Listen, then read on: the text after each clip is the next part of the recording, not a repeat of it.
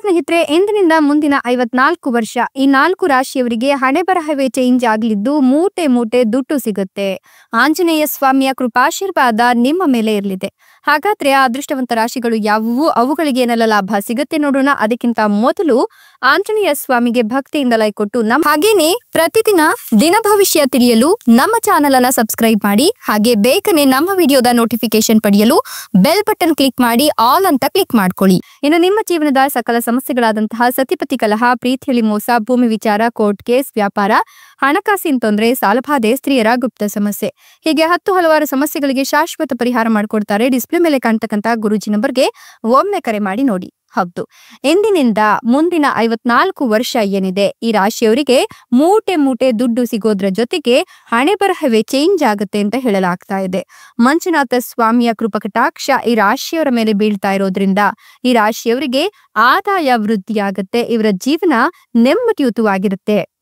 ವೃತ್ತಿ ಜೀವನದಲ್ಲಿ ಪ್ರಗತಿಯನ್ನ ಕಾಣ್ತೀರಾ. ಸಮಾಜದಲ್ಲಿ ಗೌರವ ಹೆಚ್ಚಿಗೆ ಆಗುತ್ತೆ. ಸಂಬಂಧಗಳಲ್ಲಿ ಹೊಸ ರೋಚಕ ತಿರುವು ಸಿಗೋದ್ರ ಜೊತೆಗೆ ದಾಂಪತ್ಯ ಜೀವನದಲ್ಲಿ ಸಂತಸದ ವಾತಾವರಣ ಇರುತ್ತೆ. ಕೆಲಸದಲ್ಲಿ ಹೆಚ್ಚುವರಿ ಜವಾಬ್ದಾರಿಯನ್ನ ಪಡ್ಕೊಳ್ತೀರಾ. ಇದರಿಂದ ಲಾಭ ಕೂಡ ಹೆಚ್ಚಾಗುತ್ತೆ. ಆದ್ರೆ ವಾಹನವನ್ನ ಚಲಾಯಿಸುವಾಗ ಸ್ವಲ್ಪ ಎಚ್ಚರಿಕೆಯನ್ನು ವಹಿಸೋದು ಅತ್ಯವಶ್ಯಕ. ವೃತ್ತಿಪರ ಜೀವನದಲ್ಲಿ ಹೊಸ ಉದ್ಯೋಗದ ಪ್ರಸ್ತಾಪಗಳನ್ನ ಕೇಳ್ತೀರಾ. ಹಣಕ್ಕೆ ಸಂಬಂಧಿಸಿದ ನಿರ್ಧಾರಗಳನ್ನ ನೀವು ಬಹಳ ಬುದ್ಧಿವಂತಿಕೆಯನ್ನ ತೆಗೆದುಕೊಳ್ತೀರಾ. ಆತ್ಮವಿಶ್ವಾಸ ಹೆಚ್ಚಿಗೆ ಆಗುತ್ತೆ. ಕೌಟುಂಬಿಕ ಜೀವನ ಸುಖಮಯವಾಗಿರೋದ್ರ ಜೊತೆಗೆ ನಿಮ್ಮನ್ನ ಸಂತಸ ಹುಡುಕಿಕೊಂಡು ಬರುತ್ತೆ.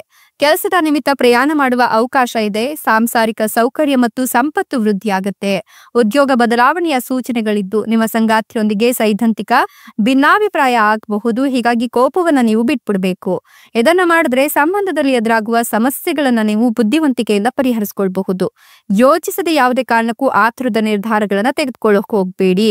ನಿಮ್ಮ ಜೀವನದಲ್ಲಿ ಏರಿಳಿತಗಳಿದ್ರೂ ಕೂಡ ಕುಟುಂಬ ಸದಸ್ಯರಿಂದ ಬೆಂಬಲ ಸಿಗುತ್ತೆ. ಸಾಮಾಜಿಕ ಸ್ಥಾನ ಮತ್ತು ಪ್ರತಿಷ್ಠೆ ಹೆಚ್ಚಾಗುತ್ತೆ. ವ್ಯಾಪಾರದಲ್ಲಿ ಲಾಭ ಇದೆ. ಕೆಲಸದ ಸವಾಲುಗಳು ಹೆಚ್ಚಿಗೆ ಆದ್ರೂ ಕೂಡ ನೀವು ತಾಳ್ಮೆಯಿಂದ ಅದೆಲ್ಲವನ್ನ ನಿಭಾಯಿಸ್ತೀರಾ. ನಿಮ್ಮ ಸ್ನೇಹಿತರ ಸಹಾಯದಿಂದ ಕೆಲಸದಲ್ಲಿನ ಅಡೆತಡೆಗಳು ನಿವಾರಣೆಯಾಗುತ್ತೆ. ಸಂಗಾತಿಯ ಆರೋಗ್ಯದ ಕಡೆ ನೀವು ಗಮನವನ್ನ ಕೊಡೋದು ಮುಖ್ಯ.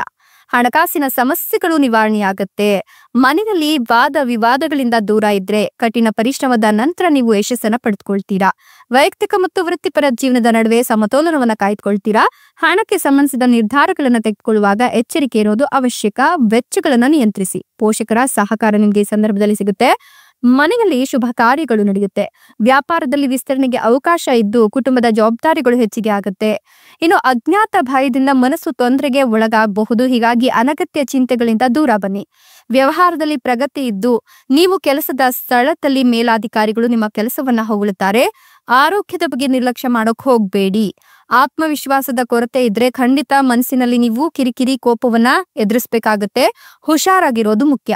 ಅನಗತ್ಯ ವಿವಾದಗಳಿಂದ ತಪ್ಪಿಸ್ಕೊಳ್ತೀರಾ. ಪರಿಶ್ರಮ ಮತ್ತು ಸಮರ್ಪಣಾ ಭಾವದಿಂದ ಕೆಲಸದಲ್ಲಿ ನೀವು ಶುಭ ಫಲಿತಾಂಶಗಳನ್ನ ಕಾಣ್ತೀರಾ. ಭೂಮಿ ಅಥವಾ ವಾಹನ ಖರೀದಿಸುವ ಯೋಗ ಇದೆ. ಲಾಭಕ್ಕಾಗಿ ಹೊಸ ಅವಕಾಶಗಳು ಕೂಡ ಸಿಗ್ತಾ ಹೋಗುತ್ತೆ. ಪಿತ್ರಾರ್ಜಿತ ಆಸ್ತಿಯ ಸಂಪೂರ್ಣ ಲಾಭ ನಿಮ್ಗೆ ಸಿಗುತ್ತೆ. ಮದುವೆ ಆಗದೆ ಇರೋರಿಗೆ ಕಂಕಣ ಭಾಗ್ಯ ಕೂಡಿ ಬಂದಿದೆ. ಇಷ್ಟೆಲ್ಲ ಲಾಭ ಮತ್ತು ಅದೃಷ್ಟವನ್ನು ಪಡೆದಿರ್ತಕ್ಕಂಥ ಅದೃಷ್ಟವಂತ 4 ರಾಶಿಗಳು ಯಾವುವು ಅಂದ್ರೆ ಧನುರ್ ರಾಶಿ, ಸಿಂಹ ರಾಶಿ, ಮೀನ ರಾಶಿ, ವೃಶ್ಚಿಕ ರಾಶಿ. ಇವುಗಳಲ್ಲಿ ನಿಮ್ಮ ರಾಶಿ ಇದ್ದರೂ ಇಲ್ಲದಿದ್ದರೂ ಭಕ್ತಿಯಿಂದ ಜೈ ಆಂಜನೇಯ ಅಂತ ಕಮೆಂಟ್ ಮಾಡಿ. ಧನ್ಯವಾದಗಳು.